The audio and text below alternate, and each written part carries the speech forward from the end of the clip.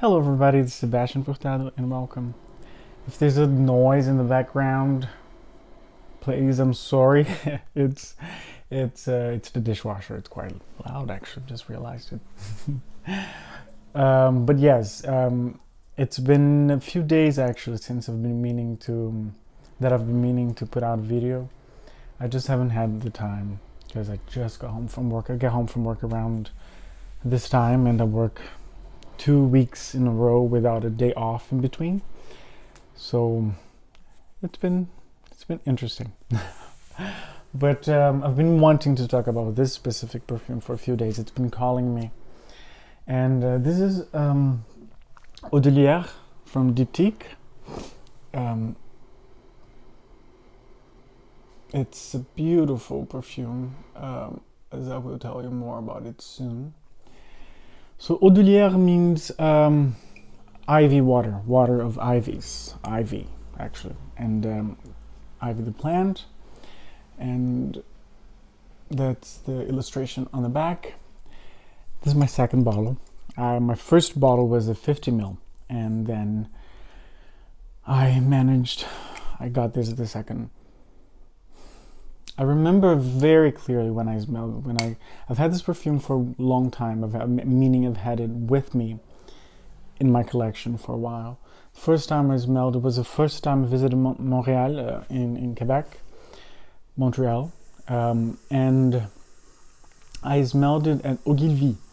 It was actually, I think, the first time I smelled it. No, I think I had Dosan before. I had Dosan, but I don't remember exactly where I got it. But at the time, Diptyque wasn't super popular. It didn't have all this hype that it has today, and it was starting to. It wasn't easily accessible in Canada. It wasn't. Ogilvy was this department store. It is this department store that's in Montreal, and it's owned by Renfrew, which is like the largest department store, luxury department store in Canada. And I remember smelling this there, and I was just like, wow, this is gorgeous. That's when I bought my 50 ml bottle. I think it was back in 2012, 13, something like that. Not much more than that. And it was just this beautiful smell. It was my very first very green perfume. I wasn't that familiar with ivy at that point, but let me spray, and then I'll be able to talk even more about it.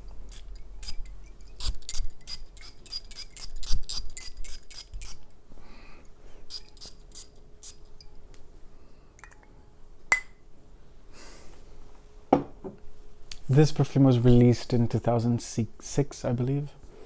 I'm not 100% sure who the perfumer is, but I wouldn't be surprised if it was Olivier Pichot.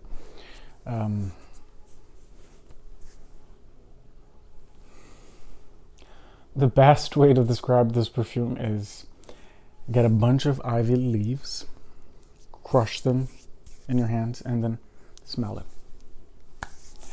That's it.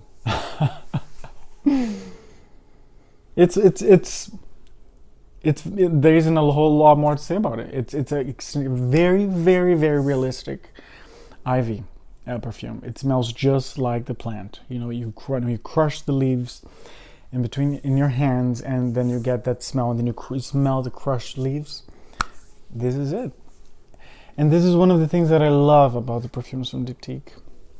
I know there's a slight difference from the early perfumes from when Diptyque started to, let's say, after 2006, after 2005, something like that.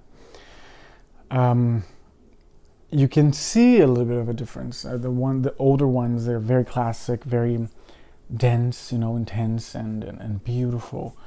Smell like old world kind of thing. Very artistic. All the perfumes I find very artistic, but something that really captured my attention with Diptyque perfumes, especially the early ones when I was being introduced to the brand, was the quality in terms of how natural they feel, and how natural they smell, and how much they make me think and connect with those parts of nature. And so this is a very green perfume. Crushed leaves, crushed ivy leaves, indeed. And after having this perfume in my collection, and later on doing this exact same thing, which is crushing ivy leaves in my hand and smelling it, I've been able to detect ivy better in other perfumes. I'm not sure if Aphélie has ivy. I think it does, because I detect a little bit of ivy in the opening. But Du, also from Troudon, has a lot of ivy, but it's a lot. Yeah, I'll talk about Du another time. And but it's just like, I really love those beautiful natural characteristics about the perfumes from Diptyque. They do them really well. I find that they put me in this state of mind and that I really appreciate. And it's one of the reasons why I love the perfumes from Diptyque. And very green, very green, soft, but it does have a good longevity, stays on the skin, especially after spring, as much as I did. I don't find it overpowering. It doesn't have that personality for that, but it lasts for quite a long time, especially, with the amount of sprays that I just put on, and I just said that. But it's just soft and cocooning, and just and I remember a reaction that I had when I was wearing this perfume the day I bought it. After I bought it, I went to the old part of Montreal and near the cathedral, and there was a store, and I remember this vividly, a beautiful shop, and one of the sales associates, she came after like 10 minutes of interaction. She came to me and said, "Is it you that I smell this beautiful smell?" And I said, "I don't know, is it?" So I got closer to her, and then she smelled me and said, "Yes, what is it?" And I said, "Oh, it's this perfume that I got today. It's Eau de Lierre by Diptyque." And she said, "It's gorgeous." And she said, "Where did you get it?" I said, "Well, I got it, Ogilvy." And if she got it or not, I don't know, but it's a cute memory. But yes, if you